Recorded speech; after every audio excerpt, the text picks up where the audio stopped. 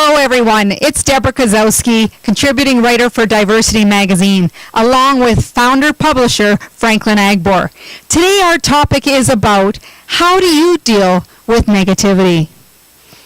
So, Franklin, this is a hot topic in the media right now. We hear about racial slurs, people poking fun at each other, the bullying aspect. How do you deal with negativity yourself? Well, thank you, Deborah. That's an interesting question. Some of these things I think have come to stay. They are not going to go anywhere. How do you deal with it should be the question. And it's a good question you're asking, Deborah. There are lots of different ways how we deal with it personally. Some cases you may just ignore it. In some cases you might have to report it. And in some cases you might just have to respond to it in any way you can, but as long as you don't create more problems with the situation or make the situation more worse. Thank you, Franklin. So one of the things that I've learned when it comes to negativity is that there's a book called The Four Agreements. And one of the four agreements is not to take anything personally. And that was one of the things that you've mentioned. And by not taking things personally, I think it gives us a sense of freedom, not to worry about what other people say. And in this book, it's by Don Miguel Ruiz. And one of the things he says is, whether it be positive or negative, it is still one person's opinion. So when it comes to people's opinions, we hear them all the time because everybody feels that they're entitled to that opinion. How do you deal with when that's a negative opinion? Yeah, that's a good question. The first thing I must stress here is the moment the word leaves the person's mouth or their computer, your life can never be the same again. You certainly will bring you down. You certainly feel bad. But how you deal with it again becomes a big question. I will categorize people based on two categories. Those people who are just mean and who are just nasty and who are just, if you like, racist and they cannot change the way they are. Those people, I call them deep-seated racists because they cannot change. They are just nasty people. They just want to bring you down to their level. Some cases you just have to ignore them. In others you have to report them, whichever you can do without creating any problem. But most importantly, you don't want to go down to their level. You don't want them to even think for 1 second that they are winning. How do they win? When they realize that they are affecting you. So you have to try that they don't affect you. Try that it doesn't mean to you. Ignore it as much as possible. But if you have to deal with it with the least conflict and with the least effect on you. The other people are people I would call surface racists.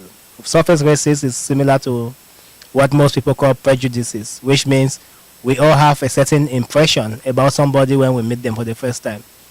The friend you have today, certainly you had an impression about him or her before you got to know them well, then some of your impression about them change over time.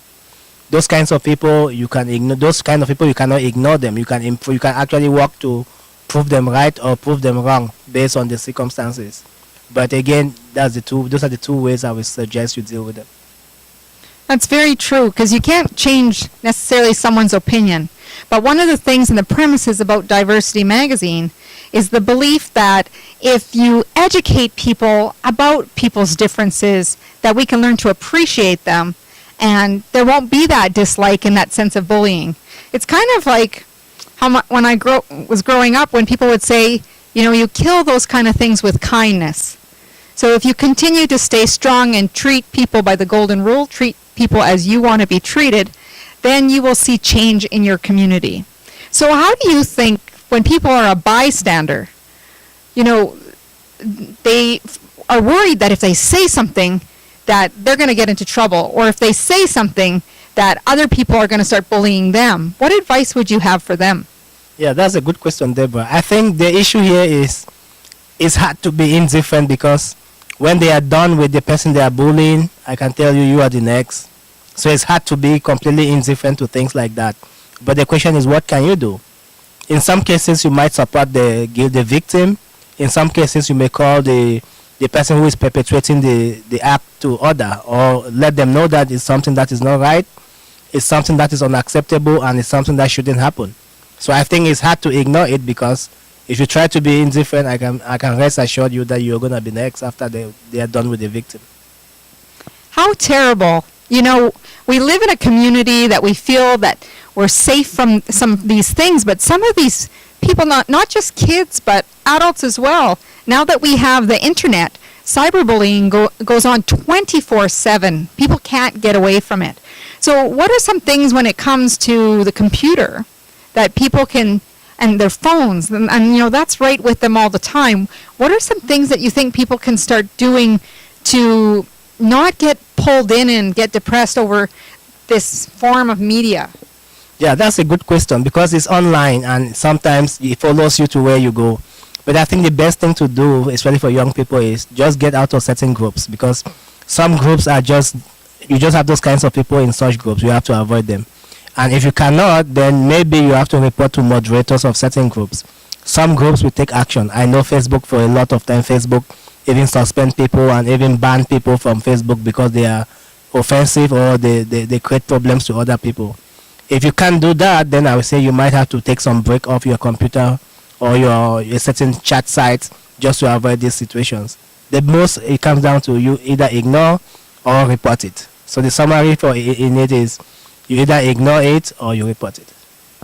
So one of the things when you were talking about that is, you know, if you're indifferent or you try to be friends with the bully, remember you're the average of the 5 people you hang out with the most. So at some point, it might not be your intention to get involved in the bullying or, you know, in saying those snide remarks, but be careful. Because of peer pressure alone, you might say something not meaning it at the time, but just to feel included. And it can be really dangerous because when you put something out online, it's there. So what are the things that you think young people or anyone who's in that circumstance of, you know, this is maybe their friend who they're catching bullying, and the average of the people involved, what are you going to say to people like that? Yeah, I think there's something called peer pressure, which influence a lot of people, especially young people, because all my friends are doing it, it's cool to do it. Or all my friends are talking about these nasty things about somebody, it's okay. But I think somehow you have to be willing to stand on your own and stand your ground against things that are not right and say, I'm not going to be part of this. It's not cool to do this. It's never cool to insult other people or to make fun of them or to throw slurs at them because there's no way that can be cool. If you put yourself in their place, you certainly will never be okay with it. So it's just not cool to join people and do things that you think are not right. So one of the biggest messages that we're driving home today with Diversity TV, from what I've talking with Franklin today, is that it's time for people to really stand up for what you believe in. And if you see someone mistreated, say no. Tell somebody. Make sure that that instance stops. And if for those people out there wondering what they should be doing, if you're going to stick around, you might be next. So do something about it. Thank you very much, Deborah, and thank you for watching, and look forward to our next show. Thank you.